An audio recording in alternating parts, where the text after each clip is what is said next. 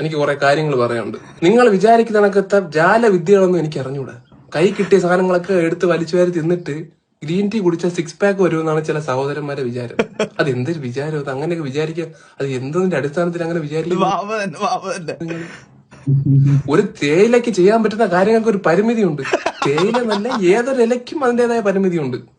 ഒരു ബക്കറ്റ് പോത്ത് ബിരിയാണി എന്നിട്ട് ഒരു ഗ്ലാസ് ഗ്രീൻ ടീ കുടിച്ചിട്ട് എല്ലാം ശരിയായെന്ന് പറഞ്ഞിങ്ങനെ സത്യം ഓറി ഇടിച്ചവന് വിക്സ് മണപ്പിക്കാൻ കൊടുക്കുന്ന കണക്കത്തെ ഒരു പ്രൊസീജിയറാണ്.